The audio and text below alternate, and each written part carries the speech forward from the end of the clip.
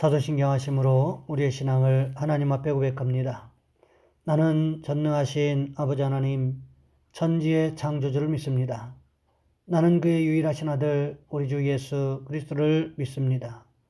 그는 성령으로 잉태되어 동정녀 마리아에게서 나시고 본디오 빌라도에게 고난을 받아 십자가에 못 박혀 죽으시고 장사된 지 사흘 만에 죽은 자 가운데서 다시 살아나셨으며 하늘에 오르시어 전능하신 아버지 하나님 우편에 앉아 계시다가 거기로부터 살아있는 자와 죽은 자를 심판하러 오십니다. 나는 성령을 믿으며 거룩한 공교회와 성도의 교제와 죄를 용서받는 것과 몸의 부활과 영생을 믿습니다. 아멘. 찬송가 386장입니다. 찬송가 386장입니다.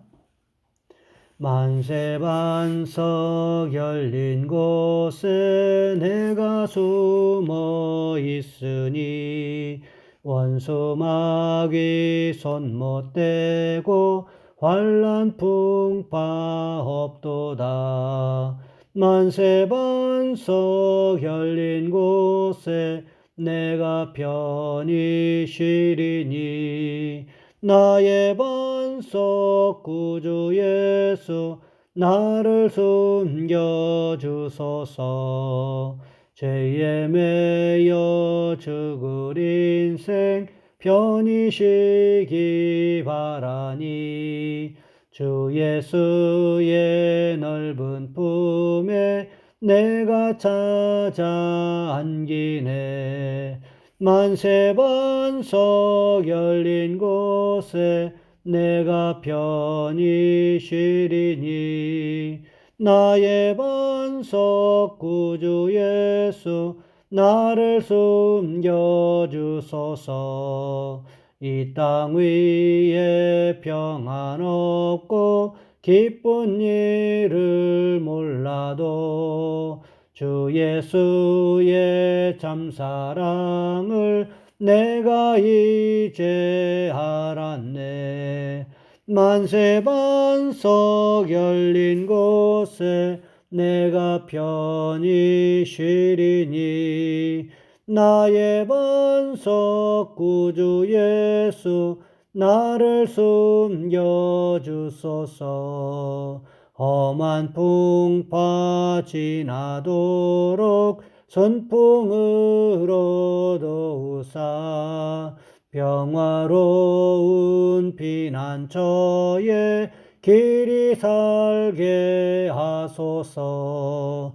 만세반석 열린 곳에 내가 편히 쉬리니 나의 반석 구주 예수 나를 숨겨주소서.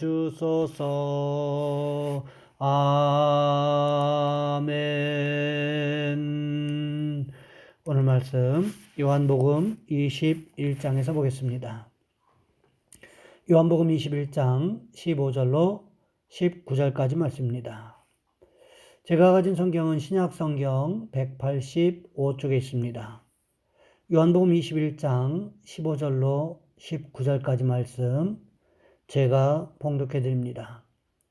그들이 조반 먹은 후에 예수께서 시몬 베드로에게 이르시되 요한의 아들 시몬아 내가 이 사람들보다 나를 더 사랑하느냐 하시니 이르되 주님 그러하나이다. 내가 주님을 사랑하는 줄 주님께서 아시나이다. 이르시되 내 어린 양을 먹이라 하시고 또 두 번째 이르시되 요한의 아들 시몬아 내가 나를 사랑하느냐 하시니 이르되 주님 그러하나이다. 내가 주님을 사랑하는 줄 주님께서 아시나이다. 이르시되 내 양을 치라 하시고 세 번째 이르시되 요한의 아들 시몬아 내가 나를 사랑하느냐 하시니 주께서 세 번째 내가 나를 사랑하느냐 하심으로 베드로가 근심하여 이르되 주님 모든 것을 아시오매 내가 주님을 사랑하는 줄 주님께서 아시나이다. 예수께서 이르시되 내 양을 먹이라. 내가 진실로 진실로 내게 이르노니 내가 젊어서는 스스로 띠뛰고 원하는 곳으로 다녔거니와 늙어서는 내 팔을 벌리리니 남이 내게 띠띠우고 원하지 아니하는 곳으로 데려가리라. 이 말씀을 하시면 베드로가 어떠한 죽음으로 하나님께 영광을 돌릴 것을 가리키심이러라. 이 말씀을 하시고 베드로에게 이르시되 나를 따르라 하시니. 아멘. 오늘 본문의 말씀을 가지고 예수님의 마지막 부탁이라는 제목으로 함께 말씀을 살펴보겠습니다. 하워드 핸드릭스라는 분이 다른 몇 분과 함께 지은 그리스도인의 8가지 기본 훈련이라는 책에 쓰여진 글이 떠올랐습니다. 오리건주 포틀랜드에 있는 멀티노마 신학대학의 학장인 조셉 알드리치가 쓴 글이었습니다. 내용은 이렇습니다. 천사 가브리엘이 예수님께 나와서는 주님은 아랫 세상에 계실 때 사람들에게 혹독하게 고난받으신 것 같군요 하고 말했습니다. 예수님이 그랬지 하고 대답하셨습니다. 이어 천사 가브리엘은 그런데 어떤 사람들은 주님께서 얼마나 자기들을 사랑하셨는지 그들을 위해서 어떤 일을 해주셨는지 알고 있나요? 하고 여쭈었습니다. 아니, 아직은 몰라. 지금까지 알고 있는 사람은 팔레스타인 지역에 있는 불과 몇 명뿐이야 하고 예수님이 대답하셨습니다. 가브리엘은 어리둥절하면서 그러시다면 주님은 사람들에 대한 사랑을 그들 모두가 알게 하시기 위해서 어떤 일을 해 놓으셨나요? 하고 물었습니다.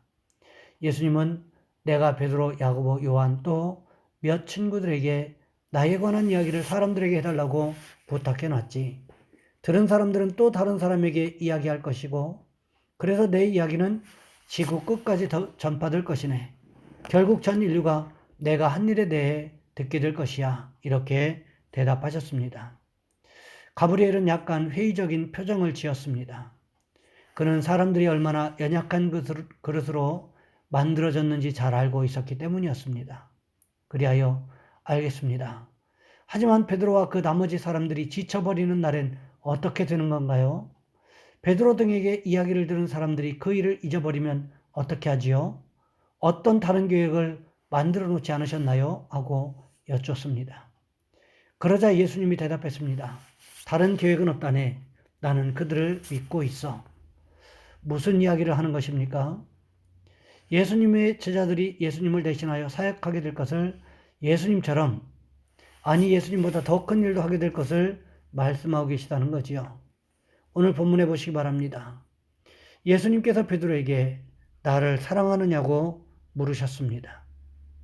그 대답을 베드로를 통해서 들으셨어요. 그 후에 하신 말씀이 무엇이었습니까? 처음에는 내 어린 양을 먹이라 이렇게 말씀하셨습니다. 그 다음으로는 내 양을 치라, 즉 보살피라 말씀하셨어요. 그러면서 마지막으로 하신 말씀은 내 양을 키우라고 말씀하셨습니다. 우리말 성경에는 먹이라는 뜻으로 번역하고 있지만 다른 뜻을 살펴보면 키우라는 뜻도 함께 포함하고 있다는 거지요. 그러기에 내 어린 양을 키우라라고 번역하는 것이 오히려 문맥상 맞을 수도 있다는 것입니다. 양을 먹이고 보살피는 것은 결국 무엇을 위한 것입니까? 양을 키우기 위한, 성장시키기 위한 것이라는 거지요. 결국 이것은 누가 하던 일이었습니까? 예수님께서 하시던 일이었습니다. 누구의 양이었습니까? 예수님의 양이었습니다. 지금까지 예수님께서 자신의 양을 먹이고 보살피시고 키워 오셨습니다. 하지만 이제는 승천하실 날은 점점 가까워오고 있고 누군가에게 이 중요한 사역을 맡겨야 한다는 사실을 알고 계셨습니다. 그래서 베드로에게 예수님께서 하셨던 모든 사역을 위임하셨다는 것입니다. 예수님께서 십자가에 못 박히시기 전에도 무슨 말씀을 하셨습니까? 요한복음 14장 12절 말씀해 보시면 이렇게 기록하고 있습니다. 내가 진실로 진실로 너에게 이르노니 나를 믿는 자는 내가 하는 일을 그도 할 것이요 또한 그보다 큰 일도 하리니 이는 내가 아버지께로 감이라. 공동번역에 보시면 그보다 더 큰 일도 하리니 이렇게 기록하고 있는 것을 발견하게 됩니다. 예수님께서 제자들을 통해서 더 큰 사역의 비전을 가지고 계셨음을 발견하게 됩니다.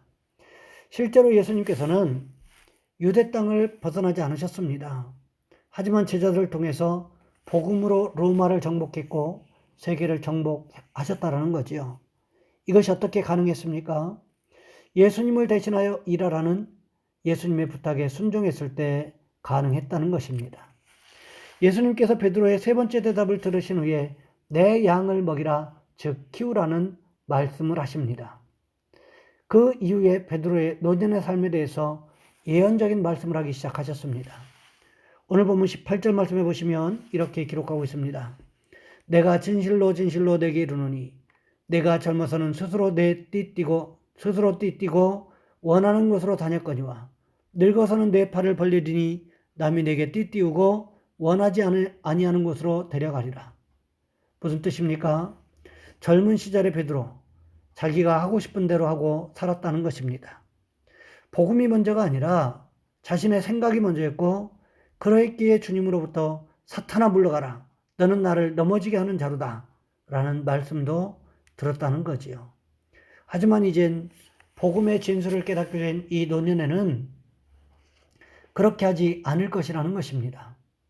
베드로에게 복음을 요구하는 사람들이 점점 더 많아질 것이라는 것을 말씀하고 있지요. 그뿐만이 아닙니다. 베드로가 원하지 않는 곳으로 데려갈 것이라고 말씀하고 있습니다. 베드로가 원하지 않는 곳 어딜까요? 그것은 바로 고난의 십자가, 죽음의 십자가였습니다. 베드로가 그렇게도 끔찍하게 싫어했던 십자가였습니다. 하지만 베드로가 결국 어떤 길을 걸어가게 될 것을 말씀하셨습니까? 그렇게도 끔찍하게 싫어하고 어떻게 해서든 수단과 방법을 가리지 않고 도망치고 싶어 했던 그 십자가에 매달려 결국 죽게 될 것이라고 우리 주님 말씀하고 계시다는 거지요. 왜 그러면 베드로가 십자가에 매달려 죽어야 했을까요? 오늘 본문 19절 말씀해 보시면 이렇게 기록하고 있습니다. 이 말씀을 하시면 베드로가 어떠한 죽음으로 하나님께 영광을 돌릴 것을 가리키심이러라. 성경에는 베드로가 어떤 죽음을 맞이했는지에 대해서 정확하게 기록하고 있지 않습니다.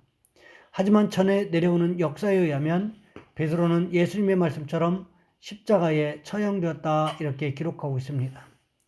코바디스라는 영화에 보시면 네로 황제가 시를 짓는다고 하면서 로마의 변두리 또 빈민촌에 불을 질렀습니다. 그런데 이것이 로마의 대형 화재가 되어서 대형 참사를 일으키게 됩니다. 그 책임을 네로 황제는 그리스도인들에게 돌렸습니다. 수많은 그리스도인들이 원형 경기장에서 굶주린 사자들에 의해서 죽어갔습니다. 그때 예루살렘 교회에서 말씀을 가르치던 베드로를 죽이려는 음모가 있었습니다. 수많은 성도들이 이야기합니다. 당신만은 살아남아서 다른 사람에게 복음을 전해야 된다고. 그래서 베드로가 몸종을 내딛고 벳박의 언덕을 넘어가려는 순간 어디에선가 많이 번듯한 한 사람이 반대 방향을 향하여 지나갑니다. 순간 베드로는 그분이 바로 주님이시라는 것을 깨닫습니다. 곧바로 주님 앞에 무릎을 꿇고 묻습니다. 쿠어바디스 도미네, 주여 어디로 가십니까? 그러자 주님 어떤 말씀을 하셨습니까? 내가 피해서 도망가는 그 십자가를 내가 다시 지기 위해서 예루살렘으로 들어간다. 그 순간 베드로는 오늘 본문의 말씀이 떠올랐을 것입니다. 주님 앞에 회개하고는 예루살렘을 향하여 발걸음을 돌립니다. 예루살렘으로 돌아온 베드로는 곧 체포됩니다. 그는 십자가형에 처형되었습니다. 처형의 순간 베드로는 자신은 예수님을 하늘을 향해서 머리를 들고 당할 수 있는 자격이 없으면서 거꾸로 십자가에 처형해달라는 요구를 합니다. 결국 베드로는 복음을 잘 감당하다가 예루살렘에서 거꾸로 십자가에 매달려 순교하게 됩니다. 왜 베드로가 이렇게 순교를 담담하게 받아들였을까요? 그것이 바로 주님께서 원하시는 하나님께 영광을 돌리는 삶이었기 때문에 그렇습니다. 오늘 우리는 그리스도인이기 때문에 절제하고 살아갑니까? 그렇게 해야 한다는 것입니다. 세상 사람들처럼 똑같이 손해보지 않기 위해서 아등바등하면서 살아가서는 안 된다는 것입니다. 복음을 위해서는 손해도 볼 줄 알아야 한다는 거지요. 왜 그렇습니까? 그렇게 해야만 나의 삶을 통하여 복음이 드러날 수가 있기 때문에 그렇습니다. 바라기는 우리 모든 성도님들께서도 순간순간마다 우리 주님 부탁하셨던 것처럼 하나님의 영광을 생각하며 살아가는 축복이 있으시기를 주님의 이름으로 부탁을 드립니다. 이 시간 우리 한 목소리 함께 기도하겠습니다. 하나님, 우리도 베드로처럼 하나님의 영광을 생각하며 살아가게 하시고 날마다 삶의 현장에서 주님과 동행하는 증거가 있게 하옵소서. 또한 특별히 기도하실 것은 우리 성도들의 직장과 사업장과 삶의 터전과 가정을 위해서 이 시간 주여 한번 간절히 부르신 후에 한 목소리로 함께 기도합니다. 주여, 사랑의 하나님, 우리를 도와주시기를 원합니다.